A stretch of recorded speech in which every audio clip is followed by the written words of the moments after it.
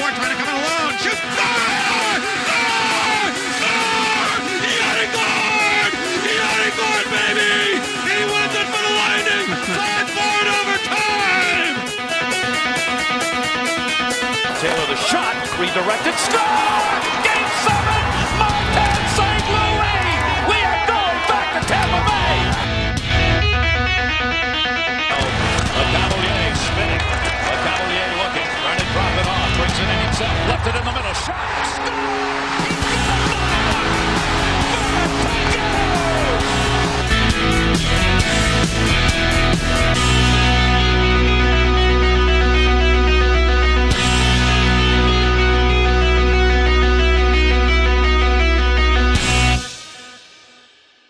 Jake, it's time that we've all been waiting for, and it's finally playoffs.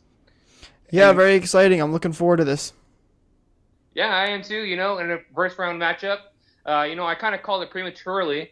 I said that we were going to play the Columbus Blue Jackets on Twitter, and neither Carolina or the Blue Jackets really had a spot. But I said that they were going to play the Blue Jackets for sure, and it turns out I'm right. We're going to play the Blue Jackets first round here.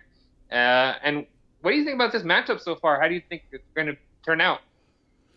Well, I like this matchup for obvious reasons. In the regular season, the Lightning played the Blue Jackets 3 times and beat them each time and beat them pretty handily as well. If you look at the scores, the most recent game on February 18th, they beat the Blue Jackets 5-1. The game before that, it was a 4-0 shutout, and then the game before that, it was 8-2. So the Lightning have taken care of business relatively easily against the Blue Jackets so far in the regular season. Now, obviously, as we all know, the playoffs are a very different type of game, and teams, they don't play like they did in the regular season. It's completely different. So, but just based off regular season statistics, I like this matchup a lot for the Bolts. Yeah, and it's kind of interesting too that we haven't played them since the trade deadline, though. I mean, they had some big acquisitions like Duchesne and Dzingel and McQuaid, like I've talked about earlier. They also added Keith Kincaid to back them up, just in case Sergei Bobrovsky, doesn't play as well as he should. I mean, he's played in 24 playoff games in his career, and he's only won 5. So, they needed something to back them up, and we haven't played them since. And that part worries me a little bit, but, like you said, they do have a really good record against them, especially the first game. Like you said, winning 8-2, and I mean, it should be a no-brainer that we should win the first round. All right, and a thing to keep in mind too, I think, considering the players that they've added. Yes, they've added some very nice, some good pieces, but we've handled them, pretty well. I don't think these pieces are enough to put them over the top. Will it make it more competitive? Probably, because it's also in the playoffs too. So, but I just don't see these players putting Columbus over that hump to beat the Lightning in the first round. Now, something that Columbus has going for them is it's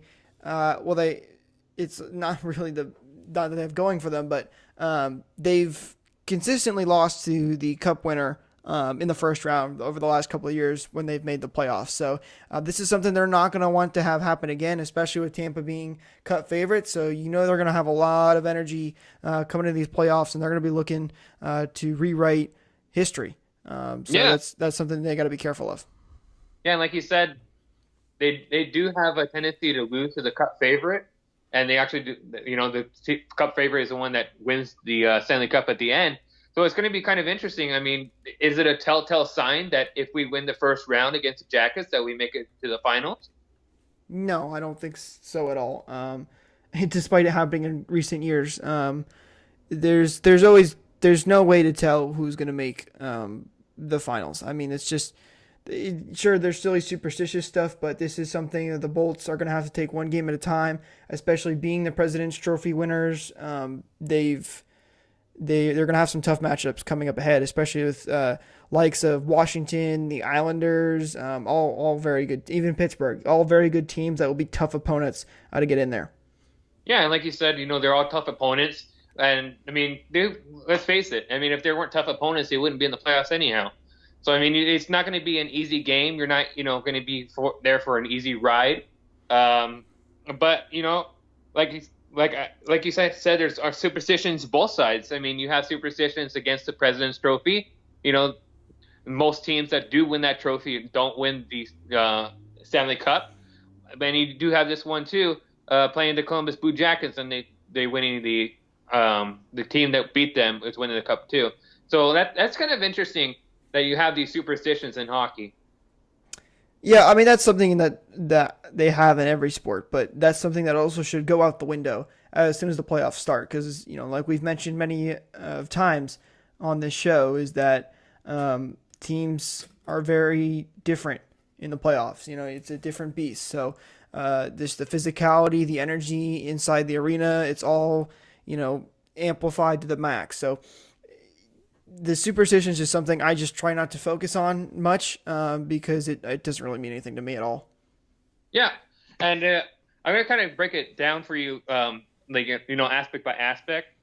For those that are listening, let's break it down based on the skaters, the forwards. Who do you think has the better forwards? And I'll answer after you. Well, I think the Lightning definitely have the better group of forwards. I mean, it's just obvious. We've seen how the depth can produce. The Lightning have more goal scorers of each level, and by that I mean the Lightning have 340 goal scorers. We have a bunch of guys that are over 10 goals, so I think the Lightning are easily the better team in that aspect. Yeah, and like you said, majority. We have two players, correct, that are over 100 points. So, I mean, that's going to be a big factor too. The only player that they have that's over 80 points is Timmy Panarin, which I mean is a big asset to them. But at the end of the day, do they compare to someone like Nikita Kucherov? No. So I mean, I think that we do have the better scoring and stuff like that. Right. And for the record, real quick, Kucherov's the only one over 100 points. Stamkos finished at 98, so he was just short of 100. Okay, so I was wrong about that. Stat guy Jake is always here to help me out with that one. And let's go to the physicality of everything. We really picked up the physicality, but Columbus is actually a pretty physical team too. If you look at the penalty minutes that they have, you have two players that are over 60 penalty minutes, which is Pierre-Luc Dubois and Josh Anderson. So I mean, they're not going to be a pushover with physicality either. Yeah, the Bolts' physicality game has obviously improved this year, but I wouldn't necessarily say it's an advantage for the Bolts. I think both these teams, I mean, every team in the playoffs is a physical team. That's just the nature of these games. So this is something, to me, I think will be more even. Columbus might be able to take advantage of, like Washington did last year, but we'll see what happens. But this is something that I think is pretty even for both teams.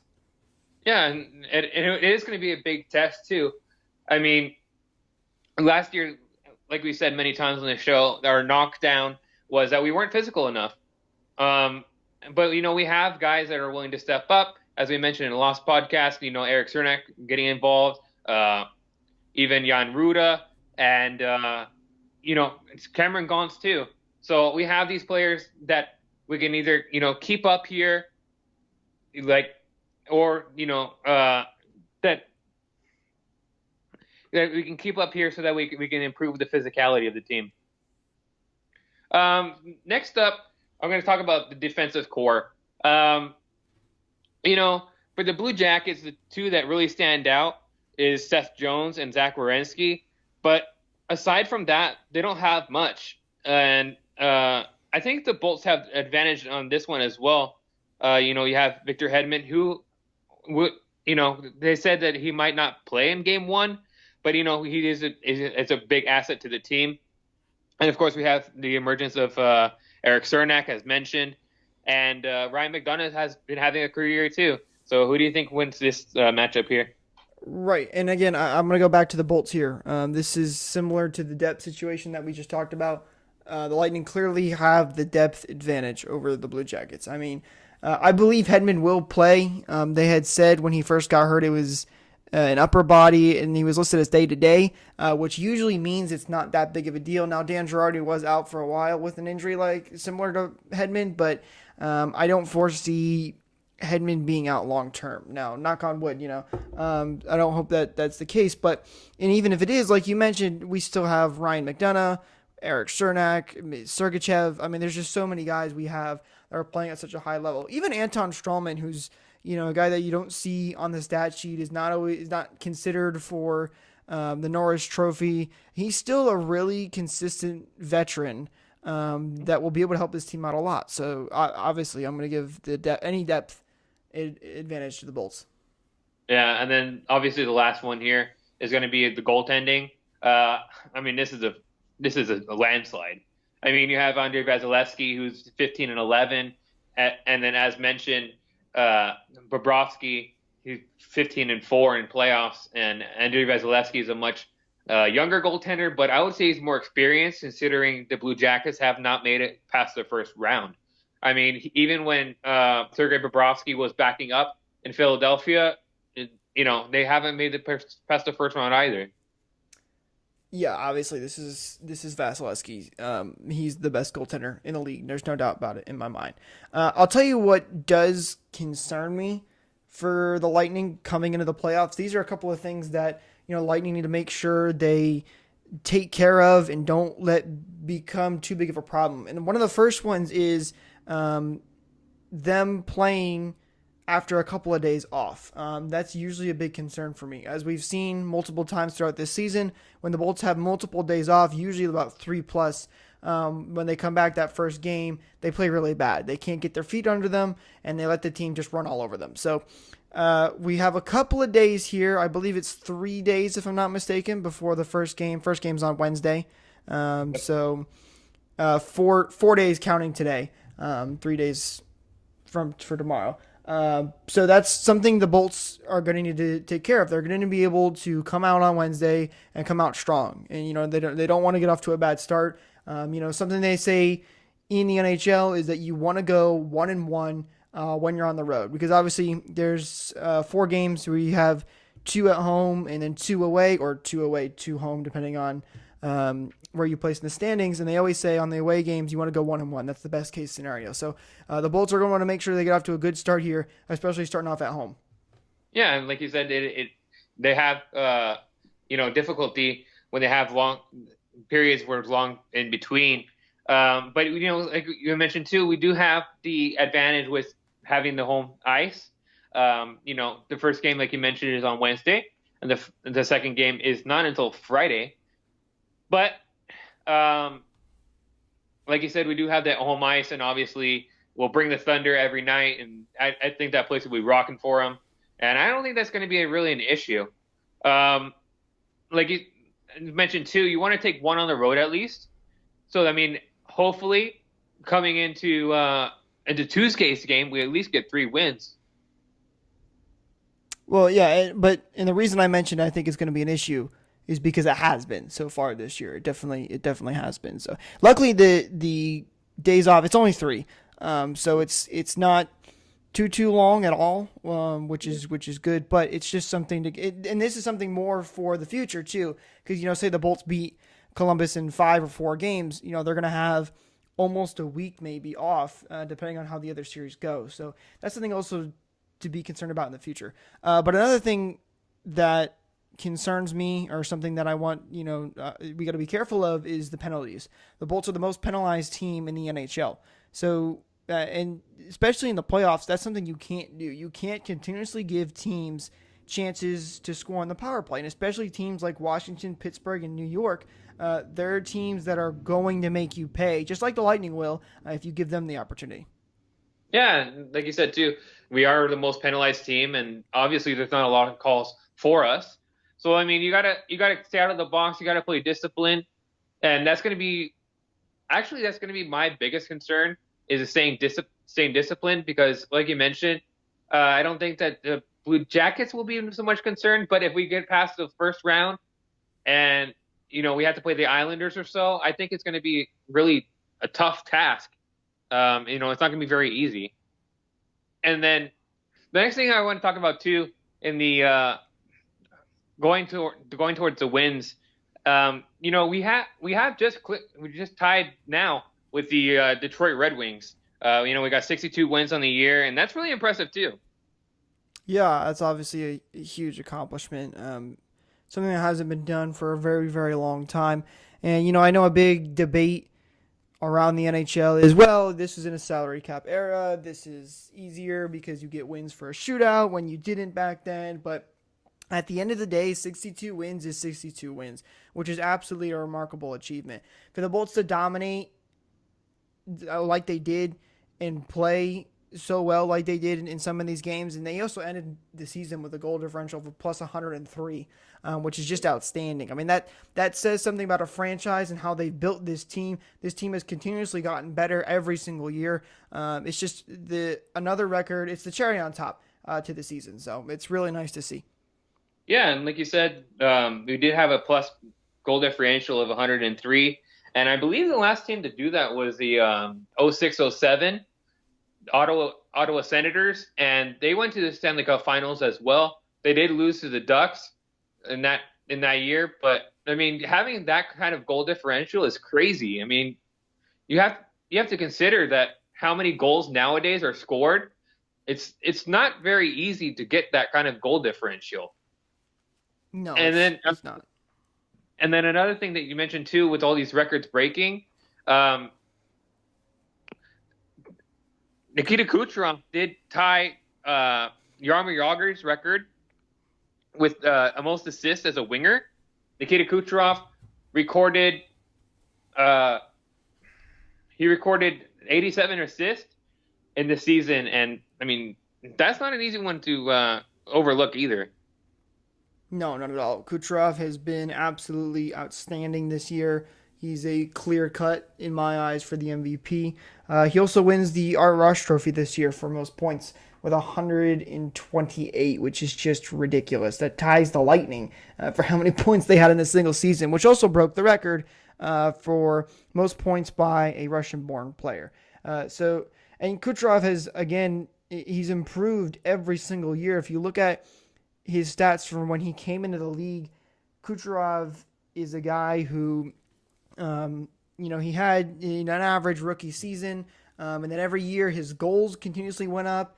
They fluctuated a little bit, but right around 40, he beat his goals record from last year. His assists, same thing, have gone up every single year. Points have consistently gone up. I mean, this guy's just getting better and better. He's continuously working harder, and we have him for, the considerable future, which is a huge plus for the Lightning in this organization.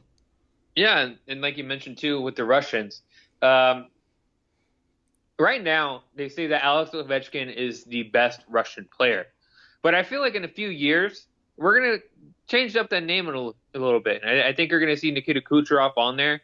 I mean, you have all these Russian players that have played very well throughout their careers, but I think that Nikita Kucherov will become the best Russian player to ever play the game. Well, I think Nikita Kucherov is the best now. I mean, this is my bias coming in a little bit, as I am not a Capitals fan and not an Alexander Ovechkin fan, but Kucherov is just such a well-rounded player, and I think that's what, for me, puts him over the top over guys like Ovechkin. Now, obviously, Ovechkin still makes a bunch of great plays and is an elite player. I'm not saying that he's not.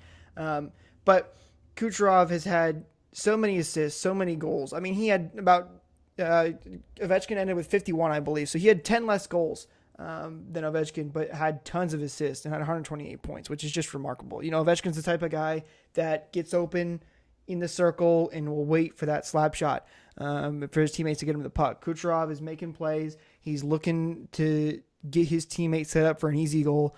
He's just such a well-rounded player. So personally, I think Kucherov is better, but I am a Lightning fan and the biggest Capitals fan. So yeah, I mean, I'm not a big Capitals fan either. I mean, I do like Alex Ovechkin, and I was happy that he won the Cup, but obviously not the way he did, considering that he did beat the Lightning in the Eastern Conference Final. But going back to Nikita Kucherov too, the points, he got the most points by a Tampa Bay player. The second now is Alexander Mogilny with 127 points. And Nikita Kucherov has 128 points, as you mentioned. So, I mean, that's a big stat. That's a big accomplishment there, too. Let's go back a little bit, though, Jake. And I know we're bouncing out a little bit, but, we did have a couple games here. We did play the Maple Leafs, the first game that we just forgot to kind of touch on in the last podcast. And the Lightning played really well against the Leafs. They put up a score of 3-1, and I'm not complaining there. No, this was a good game. First period wasn't the best for the Bolts, but next two periods they came out and they played really well. Steven Stamkos had another great game. He's been hot as of late, which is good to see a guy like him get hot right before the playoffs here. So good game overall. It's something you like to see from the Bolts, especially against Toronto. Now, Toronto hasn't played well at all over these last couple of days, or the last couple of weeks, in fact, which is something that's a concern for them. But good game. That's the kind of game you're going to want to see the Bolts play. It was a really clean game overall. There were a couple penalties in there that shouldn't be taken, but the penalty kill was working well. Stamkos had a shorthanded goal in that game, which was huge for this. The physicality was there as well, and the depth scoring was also scoring too. So great game overall. Yeah, and talking about shorthanded goals, the very following game, he was all alone on a breakaway again. I guess teams have not learned not to leave Steven Stamkos alone on a breakaway for a shorty. Because, I mean, in both games, he recorded a shorthanded goal against Boston and Toronto, and we won the game against Boston 6-3. I mean, this game was kind of boring to watch in the first period, but then once the second period came around, I mean, the Lightning really turned it on, and we were right back where we should have been. Right, and the reason it was boring is completely understandable and was fine with me, to be honest with you, is because obviously both these teams already locked their spots for the playoffs. They both had home ice for the first round, and so both those teams were not wanting to get physical. They didn't want to, get guys hurt. They wanted to make this as much of a low-maintenance game as possible. Now, obviously, that changed a little bit in the second period because the Bolts obviously did not want to lose to the Bruins in their final game, and they stepped up and played really well. So I'm very happy with that game. Again, we rested a bunch of guys that game as well. Point didn't play. Obviously, Hedman and Domingue weren't playing. But let's talk about Eddie Pascali as well, who played against Boston. I mean, he played another amazing game, just making save after save. I mean, and these are stupendous saves. I mean, these just aren't your average shot to the chest kind of saves. Yeah, no, he's been playing really well. I mean, he's has 3 NHL starts, and he's played very well in all 3 of them. Yeah, he's 2-1. Yeah, so I mean, and even the game that he lost, he played really well. Right. I mean, so it's not any knocks on him that we lost that game, and the offense just didn't chip in, unfortunately. But he's been, like I said, he's been playing really well, and it's good to have that kind of depth. Not only having Domingue, but now having Pasquale as well. Now, I don't know what's going to happen to Pasquale. I don't know if he's going to be our third goalie or if we're going to send him back down, considering the crunch are in the playoffs too. I think Pasquale will probably stay up here for a little bit until Domingue is cleared to come back. I don't know his status. I know his was also a minor injury. So as long as Domingue is good to go, they'll probably send him back down.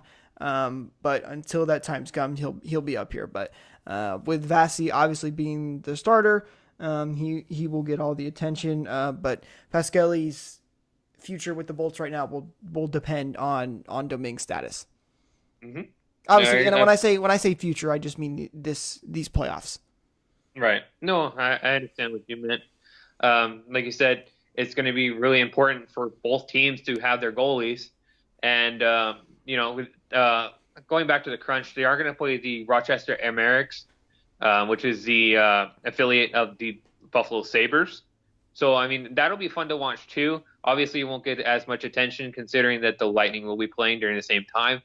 But, for those that do watch the AHL and have fun with that, and hopefully, maybe we win the Calder and the Stanley. Who knows? Well, and don't forget about the Orlando Solar Bears. They also made their playoffs as well. So the Bolts were one of 4 teams to have all three, or all, well, the NHL level and then the 2 minor levels make their playoffs. So that's pretty exciting. Yeah, absolutely. So it really shows a testament to our like you mentioned many times to our future. I mean, you don't know what's going to come out of there are any players going to come out of the ECHL, but I mean, you never know. You might have a standout, and he gets called up to the NHL as well. So,